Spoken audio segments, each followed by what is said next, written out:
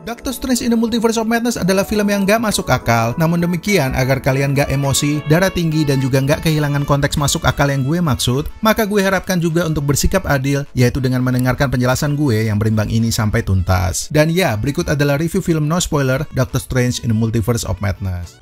This universe is only one of an infinite. Opening film Doctor Strange yang awalnya mungkin terkesan ringan, justru langsung menggebrak dengan berbagai kejutan dan sekaligus memberikan gambaran kepada penonton soal pace yang cukup cepat dan bikin penasaran dalam membahas inti masalahnya, sehingga durasi 2 jam pun menjadi kurang terasa. To recognize qualities that they may have been blind to.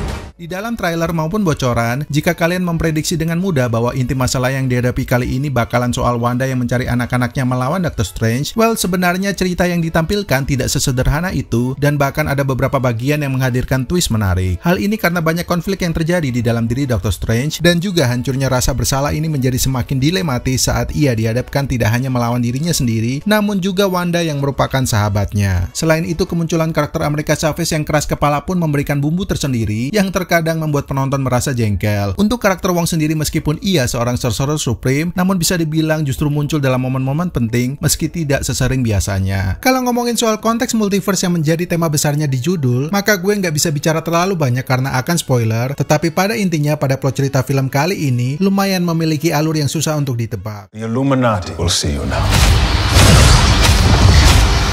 Kemudian soal Illuminati dan anggotanya yang muncul bisa dibilang sih cukup banyak kejutan, meskipun di sisi lain buat kalian yang berekspektasi terlalu tinggi soal munculnya banyak karakter, setidaknya harus sedikit menurunkan ekspektasi kalian. Secara pribadi gue setuju dengan keputusan Marvel, karena kalau semakin banyak karakter yang muncul, maka justru akan membuat fokus penonton bukan kepada Doctor Strange, melainkan kepada cameo-nya. Sementara itu, film Doctor Strange kali ini banyak easter egg yang menarik untuk dibahas, so kalaupun secara fanservice belum sepenuhnya terpenuhi, tetapi secara diskusi dan juga teori penggemar, film ini masih sangat menarik untuk di breakdown. The Marvel team were looking for a director, and I was a big fan of the first one. It was really intelligent. Penunjukan Sam Raimi untuk film kali ini bisa dibilang cukup tepat, karena bukan hanya dia berhasil membawa elemen horor yang intens dengan beberapa jump scare, namun juga pada beberapa bagian diselipkan sejumlah momen dan juga dialog kocak. So, dengan demikian, film ini tidak membuat penonton merasa monoton. Secara keseluruhan, film Doctor Strange adalah film yang gak masuk akal dalam konteks Marvel yang mencoba menggiring penonton supaya percaya dengan bocoran, padahal faktanya dalam beberapa adegan justru menghadirkan plot twist yang mengejutkan. Berbicara soal cerita maupun sejumlah karakter yang dimunculkan pun bisa dibilang tanpa terkesan dipaksakan, meskipun memang gue agak kurang begitu suka dengan kostum beberapa anggota Illuminati. Jika dibandingkan dengan film pertamanya, sequel kali ini pun bisa dibilang lebih baik secara hambatan, namun demikian mungkin ya bagi sebagian orang yang terlalu tinggi ekspektasi soal cameo yang bakal muncul, maka mungkin film ini bisa terkesan terlalu overrated. Untuk penjelasan soal mid credit scene akan gue bahas tersendiri, so untuk itu jangan lupa untuk subscribe Moviespedia sekarang juga dan nyalakan lonceng notifikasinya biar kalian gak ketinggalan info menarik lainnya seputar dunia film. Gue Adi pamit, tetap sehat serta semangat buat kalian, dan peace out.